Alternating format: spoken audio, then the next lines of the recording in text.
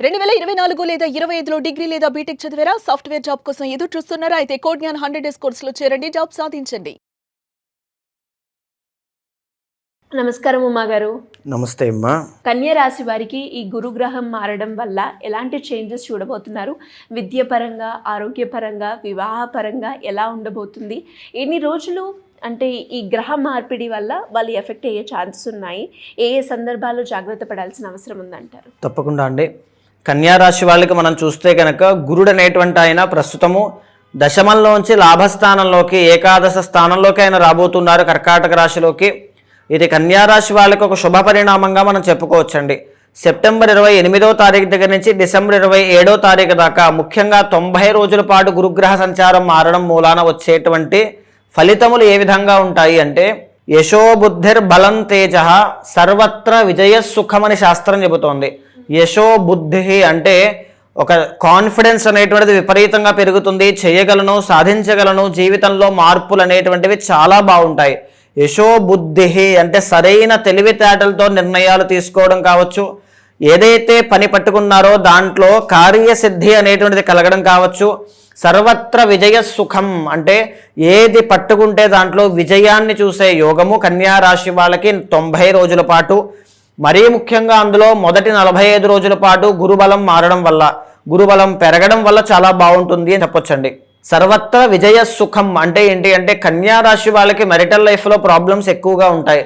కన్యారాశి వాళ్ళకి మరీ ముఖ్యంగా లీగల్ లిటిగేషన్స్ అనేటువంటివి చాలా ఎక్కువగా ఉంటాయి. కన్యారాశి వాళ్ళకి గవర్నమెంట్ సంబంధించి ప్రెషర్స్ అనేవి చాలా ఎక్కువగా ఉంటాయి. శత్రువులు కుటుంబంలో చాలామంది విపరీతంగా ఉంటారు.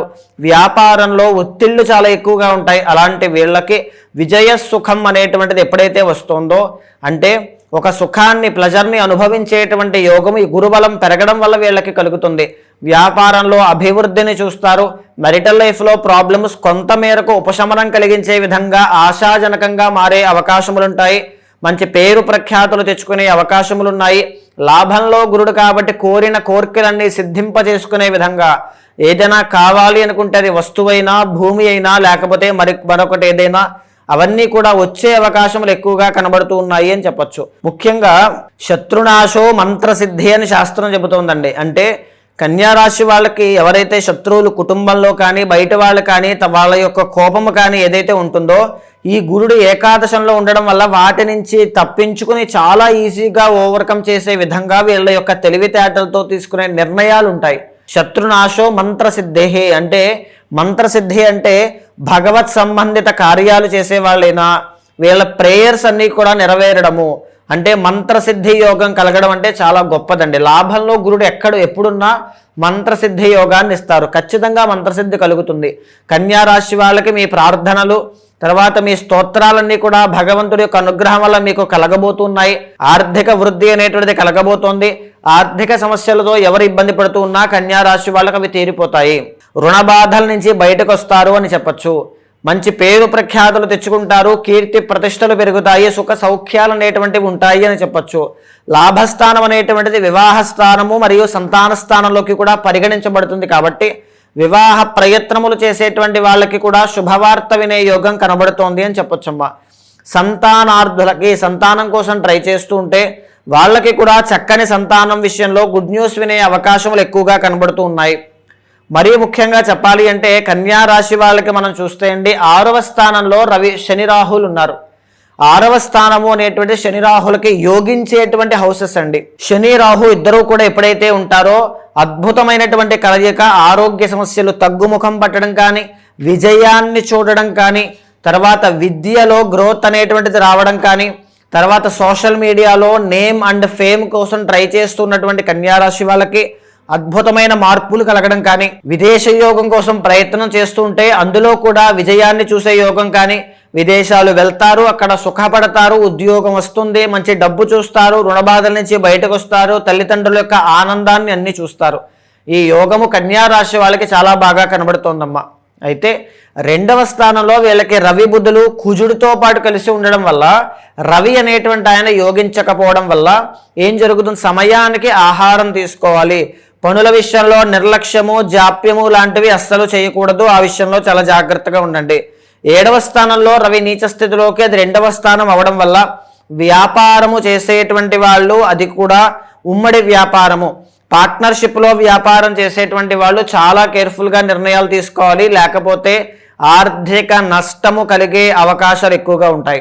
2వ స్థానంలో కుజుడు కాబట్టి న్యాయపరమైన చిక్కులు, ధర్మ పోరాటాలు, కోర్టు సమస్యలు, ల్యాండ్ డిస్ప్యూట్స్ ఉన్నటువంటి వాళ్ళు మరింత సమయం వేచి ఉండాలి అని చెప్పచ్చు. కొంతమేరకు గురుబలం పెరిగింది కాబట్టి మీకు పురోగతి అనేటువంటిది కనబడుతుంది. ఓవరాల్గా చెప్పాలి అంటే అమ్మా, ఈ గురుడు అనేటువంటి ఆయన వీళ్ళకి అద్భుతంగా రాజయోగాన్ని ప్రసాదిస్తున్నారు కాబట్టి పర్సనల్ చార్ట్లో గురుబలం ఉందో లేదో తప్పకుండా చెక్ చేసుకున్న తర్వాత అక్కడ లేకపోతే గురుబలం పెంచుకునే ప్రయత్నం చేయండి. ఇలాంటి యోగం మళ్ళా మీకు రావడం చాలా కష్టము, ఎందుకంటే గురుడు సంవత్సరానికి ఒకసారి మారుతారు కాబట్టి.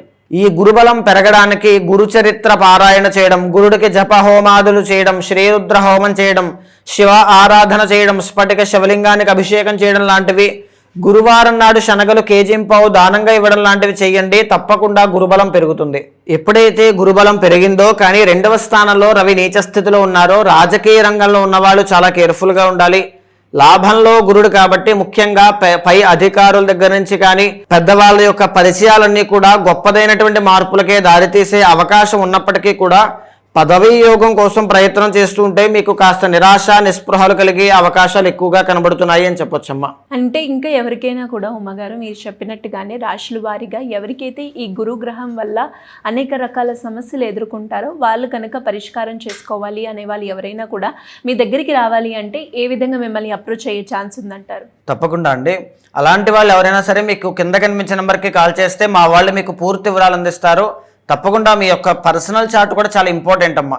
ఎందుకు అని అంటే గురుడు అనేటువంటి ఆయన పర్సనల్ చార్ట్లో బలంగా లేకపోతే ఇక్కడ ఉన్నటువంటి గోచార గురుడు కేవలం 40% మాత్రమే ఎఫెక్ట్ చేస్తూ ఉంటారు.